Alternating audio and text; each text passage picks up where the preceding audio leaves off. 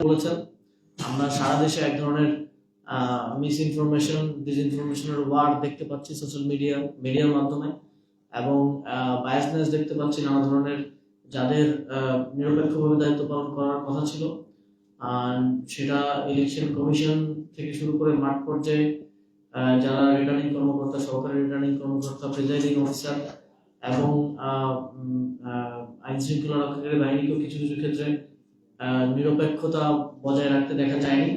এবং মিডিয়ার মধ্যেও আমরা দেখতে পাচ্ছি এক ধরনের একপাক্ষিক হয়ে অ্যাগ্রেসিভ মুডে থাকার অ্যাপ্রোচ আজকে সকাল থেকে আমরা দেখছি। তো সার্বিক ইয়ের ক্ষেত্রে যদি আজকের ঘটনাগুলোর কথা বলি, তাহলে আমাদের বিভিন্ন আসনে আমাদের যারা প্রার্থী আছেন তাদের নেতাকর্মীদের উপর হামলা, তাদের পোলিং এজেন্টদেরকে ভয়ভীতি প্রদর্শন, তাদের পোলিং এজেন্টদের কেন্দ্রে আসার ক্ষেত্রে বাধা দেওয়া এবং কেন্দ্রে আসতে নিষেধ করা, এ ধরনের কার্যক্রম হচ্ছে। আমরা আশা করব সেক্ষেত্রে স্থানীয় যারা নির্বাচনের দায়িত্বশীল আছেন, সকল প্রতিষ্ঠান সংশ্লিষ্ট সবাই দায়িত্বশীল ভূমিকা পালন করবেন এবং লেভেল প্লেইং ফিল্ড আগামীকাল নির্বাচন শেষ হওয়া পর্যন্ত বজায় রাখবেন। এবং আমরা দেখেছি যে আজকে সারা দেশে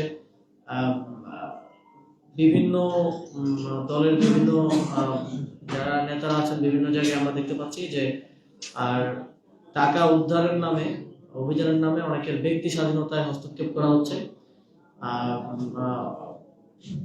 টাকা পরিবহন করা কিংবা সাথে নিয়ে যাওয়া, কিংবা আমরা দেখতে পাচ্ছি, আমি কয়েকটা রিল দেখলাম মাত্র যে 20,000 টাকা বহন করার কারণে আমাদের একজন নেতাকে ধরে হেনস্থা করা হচ্ছে, তার থেকে ওই টাকা ছিনতাই করা হচ্ছে। তো এইটা আমরা তো বিগত 17 মাসে দেখছি যে কিভাবে চাঁদাবাজি হচ্ছে। এখন নির্বাচনকে কেন্দ্র করে আবার টাকা উদ্ধারের নামে অনেকের টাকা বহন করা, কিংবা কারো বাসায় যদি টাকা রাখা হয়। আমি একটা নিউজ দেখলাম যে একজন নেতার বাসা থেকে 7 লাখ টাকা এবং ল্যাপটপ উদ্ধার।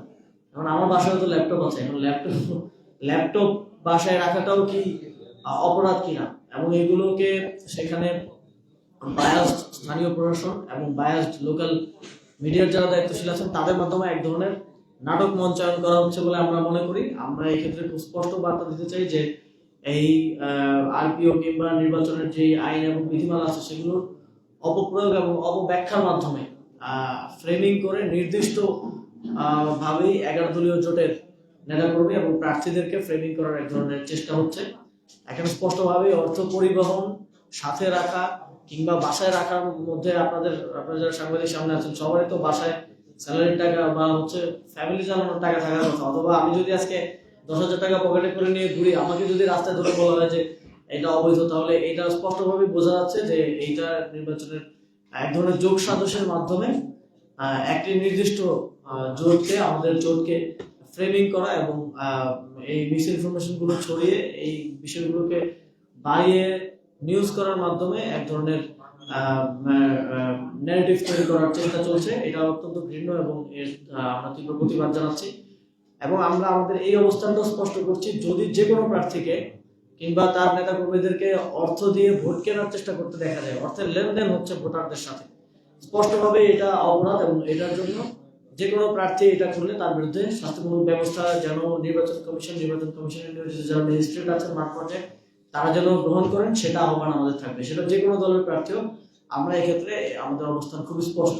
কিন্তু অর্থ পরিবহন, অর্থ সাথে রাখা, অর্থ বাসায় রাখা, এই ধরনের বিষয়গুলোতে যে ধরনের ছিনতাই কার্যক্রম একটি দলের নেতা কর্মীরা করছেন, কারণ পকেট থেকে 20,000 টাকা নিয়ে তারা ছিনতাই করে চলে যাচ্ছেন এবং সেটাকে মিডিয়ার মাধ্যমে ফ্রেমিং করার চেষ্টা করছেন যে এটা অবৈধ কিংবা অপরাধ, এই বিষয়গুলোতে প্রশাসনের আরো নিরপেক্ষ ভূমিকা রাখা প্রয়োজন।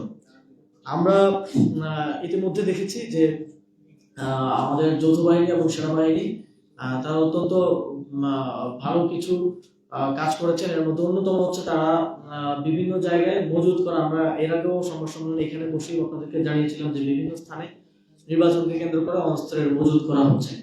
এবং আমরা দেখেছি যে যৌথ বাহিনী, সেনাবাহিনী তারা সফলভাবে অনেকগুলো জায়গায় অস্ত্রের মজুত উদ্ধার করেছেন এবং তারা এই অস্ত্র পুনরুদ্ধার এবং উদ্ধারের মাধ্যমে সেখানে ভোটারদেরকে ভোট দেওয়ার ক্ষেত্রে আর একটু কনফিডেন্স গ্রো হয়েছে।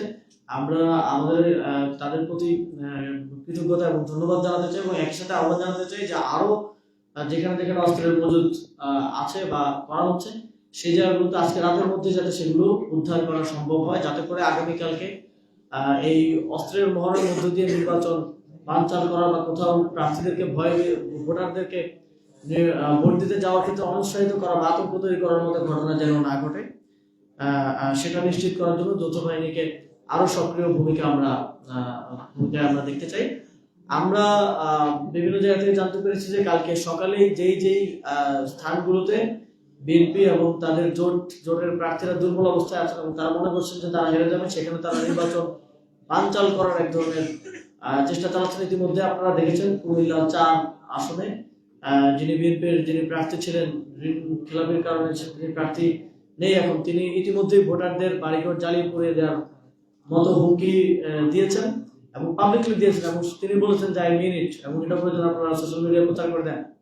কিন্তু এখানে আমরা নির্বাচন কমিশনের অত্যন্ত কাপুরুষোচিত অবস্থান দেখেছি। তারা আজকে সেই প্রার্থীকে ডেকেছিলেন, ডেকে তাকে সতর্ক করে ছেড়েছেন, অথচ সেই বিএনপির নেতা তিনি বিএনপি থেকেও বহিষ্কৃত হয়েছেন এবং তিনি এইটা একটা বাংলাদেশের আইন অনুযায়ীও তিনি একটা ক্রিমিনাল অফেন্স করেছেন এবং তিনি তার ইন্টেনশন খুব ক্লিয়ারলি শো করেছেন নির্বাচন বানচাল করা এবং ভোটারদেরকে ভয়ভীতি প্রদর্শন, তাদের বাড়িঘর জ্বালিয়ে দেওয়ার মতো হুমকি তিনি দিয়েছেন।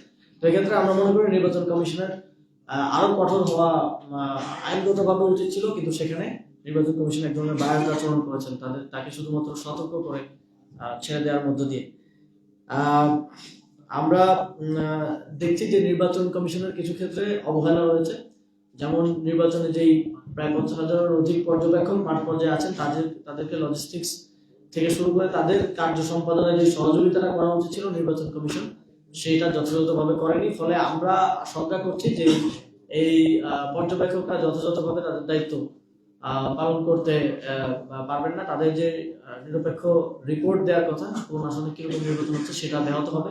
তো নির্বাচন কমিশনকে আমাদের আহ্বান থাকবে, যতটুকু সময় আছে আপনারা তাদের লজিস্টিক্স এবং সহযোগিতাটা নিশ্চিত করুন, স্থানীয় প্রশাসনের মাধ্যমেও সেটা নিশ্চিত করুন। আর আমরা এছাড়াও দেখেছি যে যাদেরকে জুডিশিয়াল ম্যাজিস্ট্রেট হিসেবে নিয়োগ দেওয়া হয়েছে, আপনারা জানেন যে জুডিশিয়াল ম্যাজিস্ট্রেটরা খুবই গুরুত্বপূর্ণ রোল প্লে করেন। তারা মাঠ পর্যায়ে যে কোনো ধরনের অসঙ্গতি বা অনিয়ম হলে সাথে সাথে শাস্তি দেওয়ার মাধ্যমে তারা খুব দ্রুত সেখানে রিয়েক্ট করার মাধ্যমে আবার ভোটের পরিবেশটা ফিরিয়ে আনার জন্য কাজ করে থাকেন। কিন্তু আমরা দেখছি যে আমরা অনেক ম্যাজিস্ট্রেটদের কাছ থেকে শুনেছি যে তাদেরকে ন্যূনতম যেই সরকারের পক্ষ থেকে, নির্বাচন কমিশনের পক্ষ থেকে গাড়ি দেওয়ার কথা, স্থানীয় ডিসি অফিস থেকে গাড়ি দেওয়ার কথা, রিটার্নিং কর্মকর্তাদের তাদের যে দায়িত্ব নেওয়ার কথা, তাদেরকে আপনারা জানেন যে তারা বিভিন্ন হামলার স্থলে গিয়েও তাদেরকে কাজ করতে হয়, তাদেরকে সেখানেও আইন শৃঙ্খলা পরিস্থিতি নিশ্চিত করতে হয়, সেখানেও দ্রুত শাস্তি দেওয়া কিংবা একটা আদেশ তাদেরকে দিতে হয়। সেক্ষেত্রে তাদেরকে যে নিরাপত্তা দেওয়ার কথা, তাদের সাথে পুলিশের কনস্টেবল বা অন্যান্য আইন শৃঙ্খলা বাহিনীর পক্ষ থেকে ফোর্স দেওয়ার কথা তাদের সাথে, সেটাও তাদেরকে কিন্তু দেওয়া হচ্ছে না। ফলে আমাদের শঙ্কা আছে যে বিভিন্ন জায়গায় কেন্দ্র দখল সহ বিভিন্ন অনিয়মের যেই প্রিপারেশন গুলো বিএনপি এবং তাদের জোট সঙ্গীরা নিয়েছেন, প্রার্থীরা নিয়েছেন, সেক্ষেত্রে যেন পর্যবেক্ষক সংস্থা, ম্যাজিস্ট্রেটরা দ্রুত পদক্ষেপ নিতে না পারেন, সেজন্য তাদেরকে অসহযোগিতা করা হচ্ছে। এবং এই অসহযোগিতাটা নির্বাচনের দিনে সুষ্ঠু এবং নিরপেক্ষ ভোট নিশ্চিতের ক্ষেত্রে এবং সাধারণ জনগণের ভোটাধিকার নিশ্চিতের ক্ষেত্রে এক ধরনের প্রতিবন্ধকতা হিসেবে সামনের দিকে আসবে। তো আমরা আহ্বান জানাবো নির্বাচন কমিশন এবং রিটার্নিং কর্মকর্তাদের প্রতি যে আপনারা পর্যবেক্ষক সংস্থার সদস্যরা যারা আছেন তাদেরকে প্রয়োজনীয় লজিস্টিক্স দিন এবং ম্যাজিস্ট্রেটদেরকে তাদের প্রয়োজনীয় গাড়ি এবং নিরাপত্তা সহ সকল ধরনের লজিস্টিক্স আপনারা দিন। যদি আপনারা সেটা না দেন তাহলে এটা স্পষ্ট হবে যে আপনারা এক ধরনের যোগ সাজসের মধ্য দিয়ে, নির্দিষ্ট একটা দলের প্রার্থীর সাথে যোগ সাজসের মধ্য দিয়ে নির্বাচনের সাথে সংশ্লিষ্ট যারা আছেন, অ্যাফিলিয়েটেড যারা আছেন, তাদেরকে আপনারা সহযোগিতা করছেন না, তাদেরকে আপনারা অসহযোগিতা করছেন এবং কাজ করতে বাধা সৃষ্টি করছেন।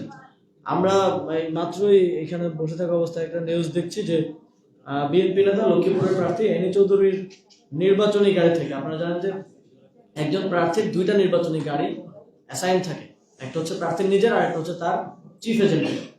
এবং আপনারা জানেন যে এখন সাধারণ গাড়ি চলাচল কিন্তু বন্ধ আছে, ফলে এই গাড়িগুলো চলতে পারে। ওই গাড়ি থেকে 80 লাখ টাকা সহ 2 জন সেনাবাহিনীর হাতে গ্রেফতার হয়েছে। তো কেউ ব্যক্তিগত কারণে অর্থ বহন করাটা আমরা একটু আগে বললাম যে এই ক্ষেত্রে কোনো ধরনের বাধা বা প্রতিবন্ধকতা সৃষ্টি করাটা নাগরিক অধিকার ক্ষুণ্ণ করা হয়।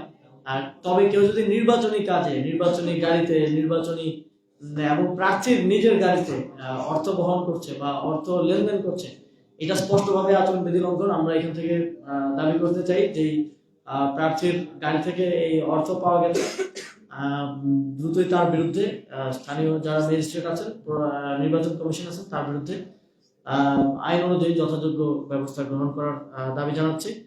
এবং আমরা দেখছি যে বাংলাদেশের মিডিয়া আবারও 5 আগস্ট পরবর্তী যেই তাদের বায়াসড অবস্থান সেদিকে তারা ফিরে যাচ্ছে। এবং আজকে সারাদিনের অ্যাক্টিভিটিতে আমরা দেখছি যে তারা তাদের পূর্ববর্তী যেভাবে তারা একটি নির্দিষ্ট দল বা গোষ্ঠীকে সহযোগিতা করতো সেই ধরনের কার্যক্রম চালাচ্ছে এবং তাদের বিভিন্ন মিস ইনফরমেশন, ডিসইনফরমেশনকে প্রোপাগেট করতে সহযোগিতা করছেন। আমরা 5 আগস্টের আগে দেখেছি যে মিডিয়া হাউসগুলো এক ধরনের দখল এবং শেখ হাসিনার লেসপেন্সারি কার্যক্রমে তারা নিয়োজিত ছিল।